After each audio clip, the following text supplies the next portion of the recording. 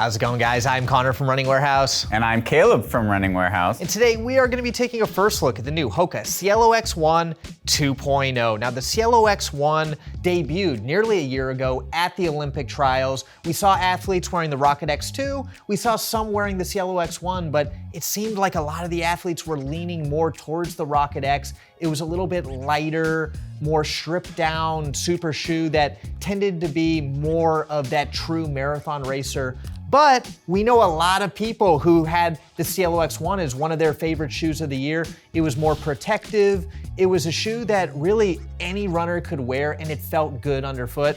Now with 2.0, we see some of those inspirations continue, but it's almost an all new shoe.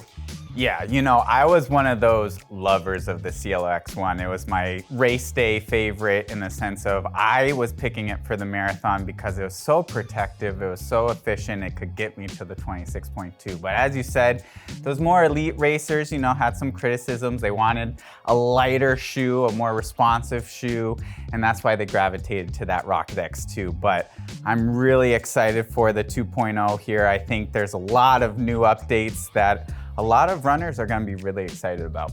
Yeah, and I think when we talk about weight, this shoe is losing nearly an ounce. So a really, really lightweight underfoot experience, still maintaining a lot of that stack height. And when we look at the midsole, we're still gonna have that magic formula underfoot. We've got the dual PIBA layer with the carbon plate embedded in between. The carbon plate is actually very similar to the last version. It kind of wings up and offers a little bit more stability. And that foam underfoot is just gonna continue to offer that really bouncy, responsive feel. The big change as I put this shoe on and started to get some faster efforts in it was the aggressive nature of the geometry. It really has this banana shape that as you go through your stride, you actually feel yourself transitioning and really propelling at forefoot toe off. And it kind of reminds me of another shoe, the Mizuno Rebellion Pro. Yeah, so as you said, you know, they really messed with the geometries here. I think again, on top of the other updates, they're really going for that more propulsive feel. And I really love the old one for that smooth rocker, but this one's gonna put you more up on your forefoot. I mean, you can tell immediately when you put your foot into it. We haven't put our testing miles in, but just walking around, there's a more forward emphasis in the Cielo X1 2.0. And you still get all that protection. There's not a lack of foam. You have the dual layer PIBA. And again, slightly faster version. That's what people are asking for. So you have a really good combination here.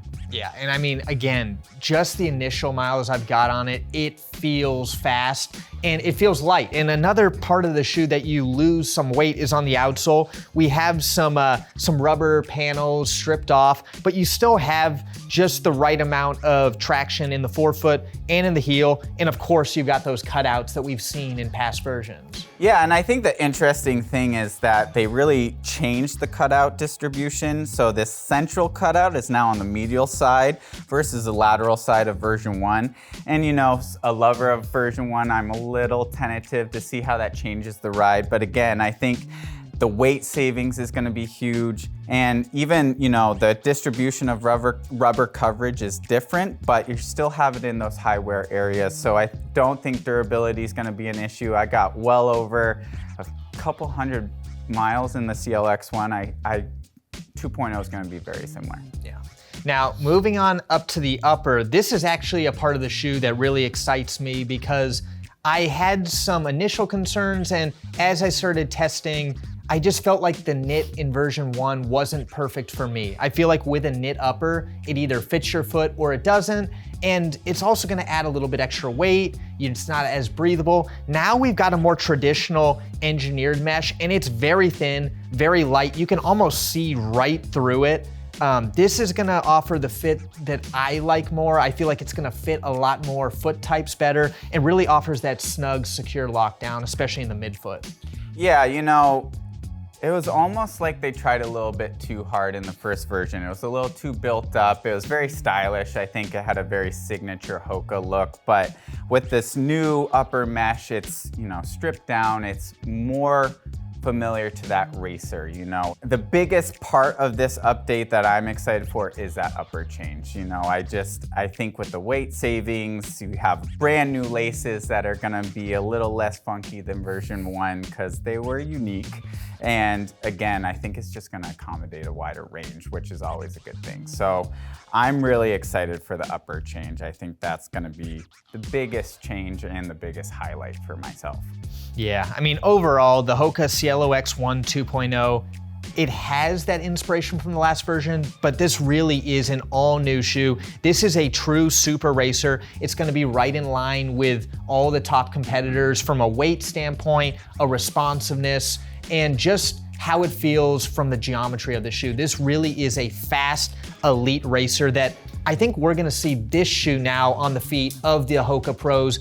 Last year we saw the Rocket X2, but I think 2025, the HOKA Cielo X1 2.0 is going to be the shoe of the people.